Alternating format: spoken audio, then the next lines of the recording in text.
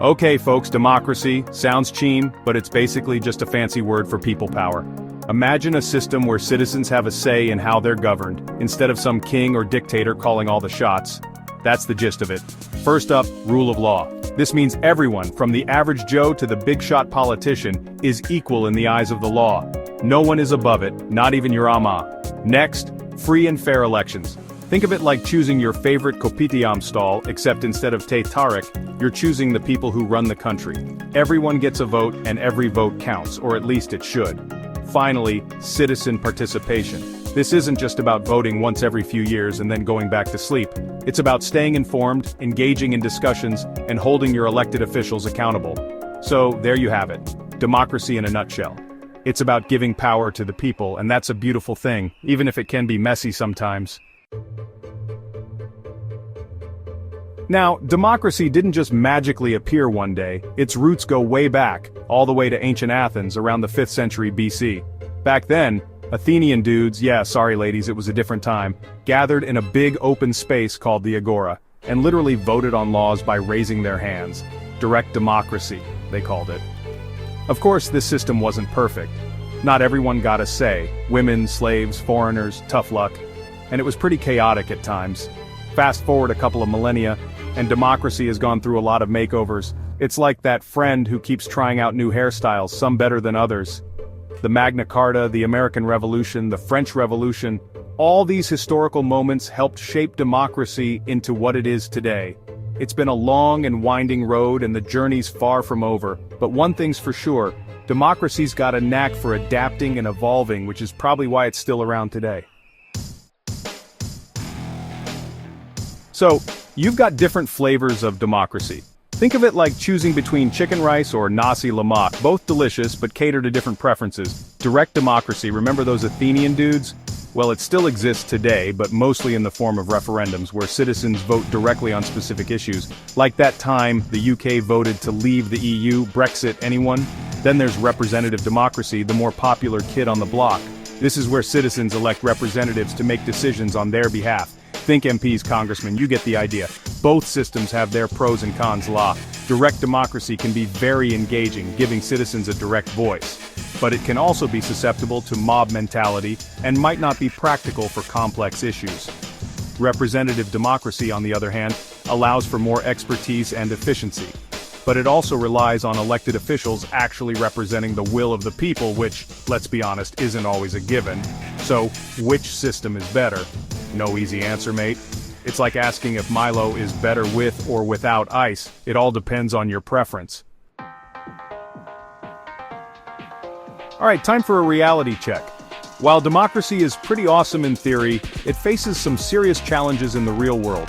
Think of it like that annoying neighbor who keeps blasting loud music at 3 a.m. We're talking about voter apathy, misinformation, and the rise of authoritarianism. These are like the unholy trinity of threats to democracy, and they're coming at us from all sides. First up, voter apathy. This is when people just can't be bothered to vote or engage in the political process. It's like ordering a plate of chicken rice and then just staring at it without taking a bite. Then there's misinformation, the spread of false or misleading information, often for political gain. Fake news, propaganda, whatever you call it, it's like a virus infecting the minds of voters. And finally, authoritarianism. This is when governments try to concentrate power in the hands of a few, eroding democratic institutions and freedoms. It's like that one kid in school who always wanted to be the class monitor and boss everyone around. These challenges are real and they're happening right now, all over the world. So, the next time you think about complaining about your government, remember, it could be worse. You could be living under a regime that doesn't even pretend to care about your opinion. Section 5, Apathy, the Silent Killer. Why we need to care. Let's talk about apathy, the silent killer of democracy. It's like that annoying itch you can't seem to scratch, easy to ignore at first, but it can fester and become a much bigger problem. See, when people don't vote or participate in the political process, it sends a message that they don't care who's in charge or what decisions are being made. And politicians, being politicians, they notice these things. If they see that people aren't paying attention, they might start thinking they can get away with more shady stuff. It's like that time you didn't study for a test because you thought it would be easy, and then you ended up failing miserably. Don't let that be democracy, guys. The solution? Well, it starts with you. Stay informed, engage in discussions, and vote in every election even if you think your vote doesn't matter. Because guess what? It does. Think of it this way. Every vote is like a brick in the wall of democracy. The more bricks we have, the stronger the wall. But if people start taking bricks away, well, you know what happens to walls. Section 6. Fighting fake news, truth in the digital age. Next up, misinformation. This is a big one, folks. With the rise of social media and the internet, it's easier than ever to spread lies and propaganda, and it's becoming a real threat to democracy. Think about it. You're scrolling through your Facebook feed, and you see a shocking headline about your favorite politician. You share it without thinking, and boom, you've just become part of the problem. Misinformation can influence elections, incite violence, and erode trust in democratic institutions. It's like that friend who always gossips and spreads rumors, toxic and damaging. So what can we do about it? Well, first of all, don't believe everything you read online. Seriously, it's not that hard. Check your sources, look for evidence, and be wary of anything that seems too good or too bad to be true. We also need to support independent journalism and fact-checking organizations. These guys are like the superheroes of the information age, fighting tirelessly to expose lies and hold those in power accountable. Remember, knowledge is power, so arm yourself with the right information and don't let misinformation win. Section 7, Authoritarianism Rising, a Shadow over Freedom. Now let's talk about the big bad wolf of threats to democracy, authoritarianism. This is when leaders try to consolidate power, silence dissent, and erode democratic institutions. It's like that one aunt who always wants to control everything at family gatherings, except on a much larger and scarier scale. Authoritarians come in all shapes and sizes. Some wear military uniforms, others wear suits.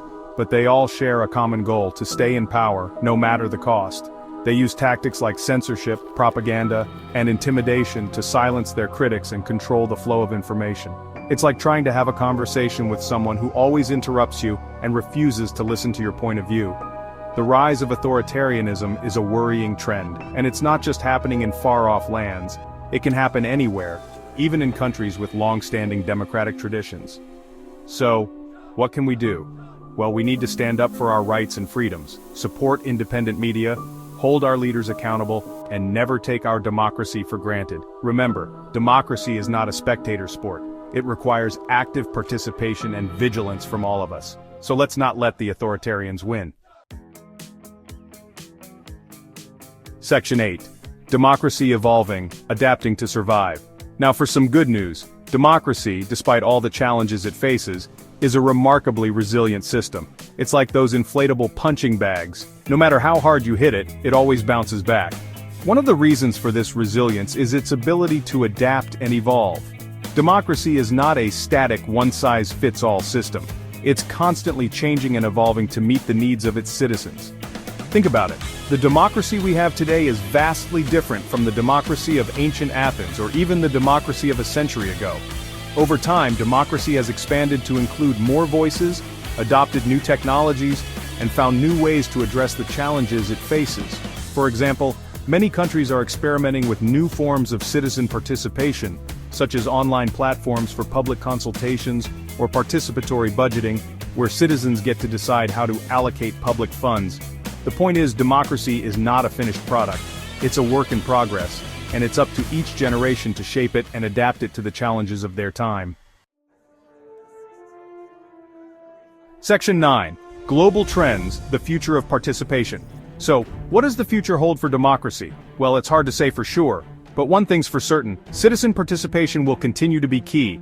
We're seeing a global trend of citizens demanding more say in how their societies are run. From climate change protests to movements for social justice, people are making their voices heard and holding their leaders accountable. Technology will continue to play a major role in shaping the future of democracy. Online platforms can be powerful tools for civic engagement, facilitating communication, organizing movements, and holding power to account. But technology is a double-edged sword. While it can empower citizens, it can also be used to spread misinformation, manipulate public opinion, and undermine democracy. The challenge for us is to harness the power of technology for good, to create more inclusive and participatory democracies. The future of democracy is uncertain, but one thing is clear, it will be shaped by the actions of engaged citizens around the world. So, let's get to work.